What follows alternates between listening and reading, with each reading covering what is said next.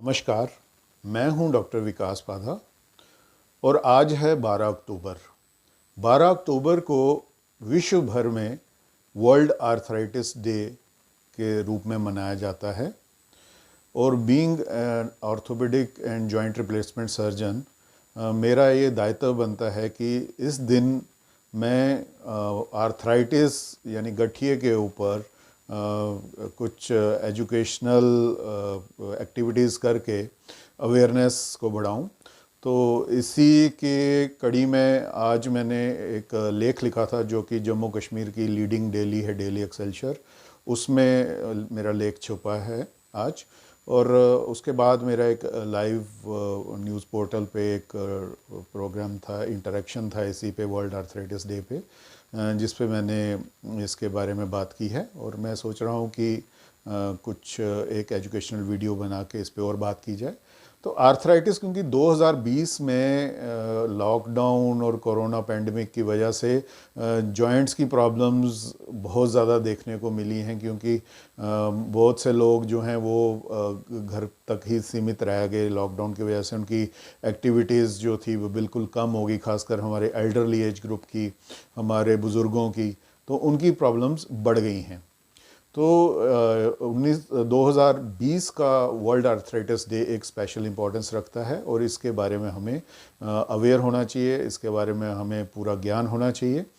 तो आर्थराइटिस ये है जोड़ों की सूजन और दर्द की प्रॉब्लम जिसको हम बोलते हैं, और ये एक कोई स्पेसिफिक एंटिटी नहीं है। ये जैसे बुखार होता है, बुखार के कई कारण होते हैं, वैसे ही जोड़ों के सूजन और दर्द के अनेक कारण होते हैं। इसकी वजह से ये अलग अलग टाइप्स की होती है। तो बेसिकली दो तरह की आर्थराइटिस में हम इसको डिवाइड करते हैं। एक होती है इन्फ्लेमेटरी आर्थराइटिस और दूसरी होती है ऑस्टियो आर्थराइटिस। इन्फ्लेमेटरी आर्थराइटिस में जो एक कवरिंग होती है हमारे जॉइंट में, जिसको साइनोवियम बोलते हैं, उसमें सूजन हो गई होती है अलग अलग कारणों की वजह से। या तो इन्फेक्शन की वजह से होती है, तो या फिर ऑटोइम्यून डिसऑर्डर्स होते हैं जैसे रूमेटॉइड आर्थराइटिस जिसको गठिया बोलते हैं। तो उसकी वजह से सूजन हो जाती है और वो धीरे धीरे जॉइंट को डैमेज करती है। और जो ऑस्टियोआर्थराइटिस है उसमें जो प्रोटेक्टिव लेयर जिसको कार्टिलेज, आर्टिकुलर कार्टिलेज बोलते हैं, उसके घिसने और डिजनरेशन की वजह से ऑस्टियोआर्थराइटिस हो जाती है। तो ये दोनों अलग अलग तरह की आर्थराइटिस है। मुझे देखने में आया है अपनी क्लिनिकल प्रैक्टिस में कि आर्थराइटिस से लोग बहुत डरे सहमे होते हैं। इसके बारे में बहुत सी भ्रांतियां लोगों के बीच में फैली हुई हैं। पहली भ्रांति ये है कि आर्थराइटिस एक लाइलाज बीमारी है, अगर ये किसी को हो जाती है तो उसकी ज़िंदगी ख़त्म। तो ऐसा कुछ नहीं है। दूसरा ये है कि जो आर्थराइटिस है ये बूढ़ों बुज़ुर्गों की ही बीमारी है, ये बाकियों को नहीं हो सकती, यंग एज ग्रुप में बच्चों में नहीं हो सकती। ये भी दूसरी भ्रांति, ये भी एक मिथ है।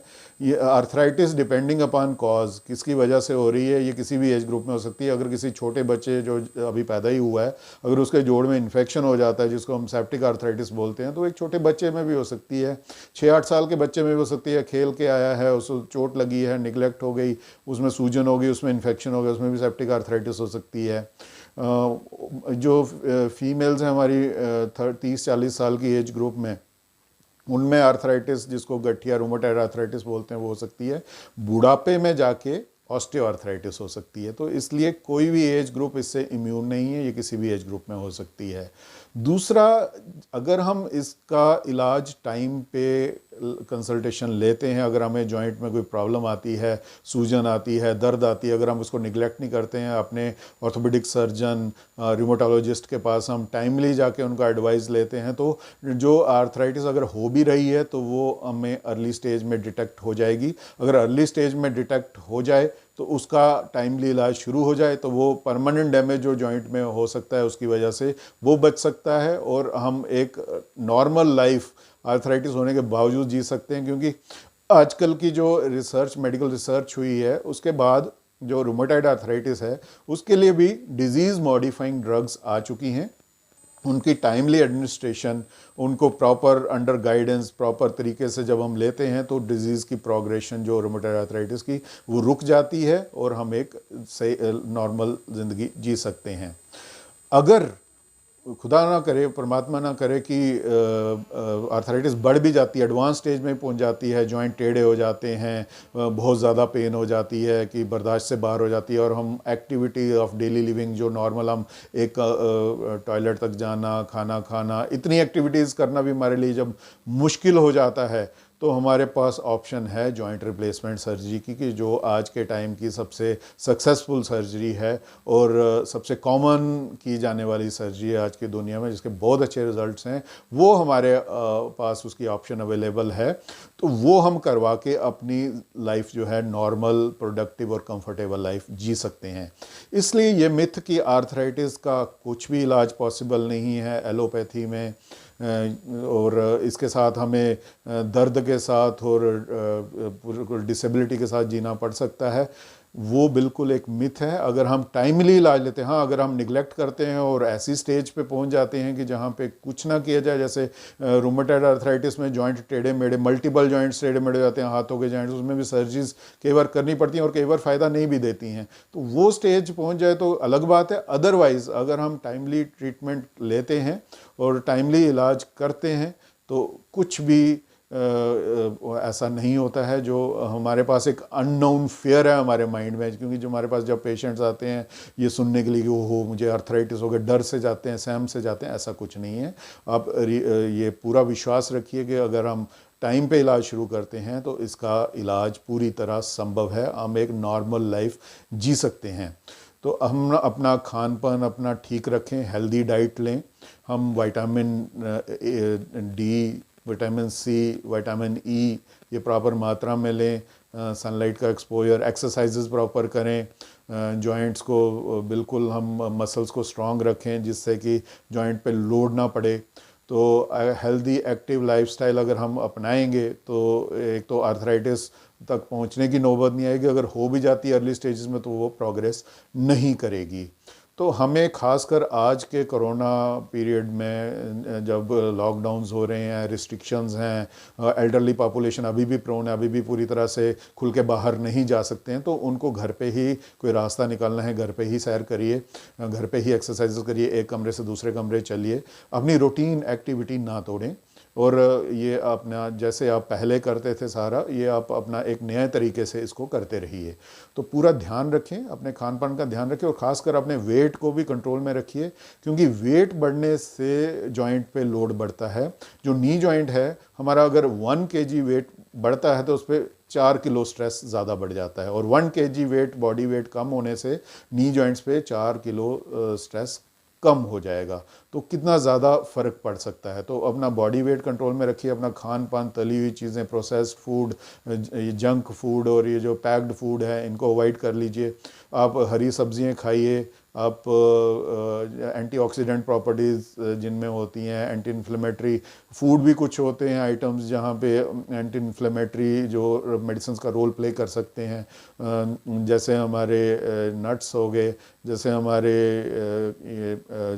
स्ट्रॉबेरी हो गई, जैसे हमारे और भी फूड आइटम्स हैं जैसे साग है और हमारी ब्रोकली वगैरह है।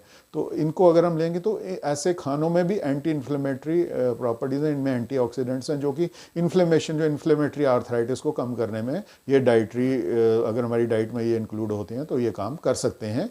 Diet proper plus proper exercises, proper precautions अगर हम लेते रहेंगे, एक तो आर्थराइटिस की नौबत नहीं आएगी, अगर हो भी जाती है तो उसकी प्रोग्रेशन हम रोक सकेंगे, और अगर प्रोग्रेशन हो भी जाती है, लेट हमें पता चलता है, लेट हम डॉक्टर की कंसल्टेशन ले पाते हैं, तो जॉइंट रिप्लेसमेंट सर्जरी हमारे पास है, तो उसका इलाज पूरी तरह पॉसिबल है, वो आप कर सकते हैं। इसलिए अगर आपको कोई जॉइंट्स से रिलेटेड प्रॉब्लम आती है तो उसको डिले ना करें। ज़्यादातर देखने में आया है कि हम हार्ट, किडनी, लंग्स, ब्रेन, इनकी प्रॉब्लम्स को ज़्यादा सीरियसली लेते हैं, जॉइंट्स की प्रॉब्लम, बोन्स की प्रॉब्लम्स को हम कम सीरियसली लेते हैं, वो हम सोचते हैं हम खुद ही ठीक कर लेंगे। ऐसा नहीं है, वो भी उतनी ही इंपॉर्टेंट है, हमारी क्वालिटी ऑफ लाइफ के लिए उतनी ही इंपॉर्टेंट है। हमारी क्वालिटी ऑफ लाइफ अगर अच्छी नहीं रहेगी, अगर हमारे जॉइंट्स ख़राब हो जाएंगे, हमारा चलना रुकना बंद हो जाएगा। और चलती का नाम ज़िंदगी है, चलती का नाम गाड़ी जैसे बोलते हैं। तो अगर अभी हमने हमने लॉकडाउन में फील किया होगा कि चलना फिरना हमारे लिए कितना ज़रूरी है, उसकी इंपॉर्टेंस हमें पता चली होगी। तो इस चलने फिरने को कंटिन्यू रखने के लिए हेल्दी जॉइंट्स का होना बहुत ज़रूरी है। उसके लिए हमें इसकी तरफ उतना ही ध्यान देना है जितना हम किडनी, हार्ट, लंग्स और ब्रेन की प्रॉब्लम्स को देते हैं। इसलिए मेरी यही आपसे रिक्वेस्ट है कि बोन्स एंड जॉइंट्स की प्रॉब्लम्स को और ख़ास करके जॉइंट्स की प्रॉब्लम्स को इग्नोर मत कीजिए। ऐसे ही दवाइयाँ खाते रहेंगे, सिम्टम्स सप्रेस होंगी लेकिन डिजीज़ प्रोग्रेस करती रहेगी, वो आपने नहीं करना है। सेल्फ मेडिकेशन नहीं करनी है। जब भी कभी आपको जॉइंट से रिलेटेड प्रॉब्लम हो तो आप डॉक्टर को, अपने ऑर्थोपेडिक सर्जन को, रिमेटोलॉजिस्ट को कंसल्ट करें। वी आर जस्ट 1 कॉल और 1 कंसल्टेशन अवे। टेली कंसल्टेशन ले सकते हैं, फिजिकल कंसल्टेशन ले सकते हैं और आप हमारा परामर्श ले सकते हैं। हम आपको गाइड करने के लिए हमेशा अवेलेबल हैं। इसलिए स्वस्थ रहें और अपना पूरा ख्याल रखें। बहुत बहुत धन्यवाद।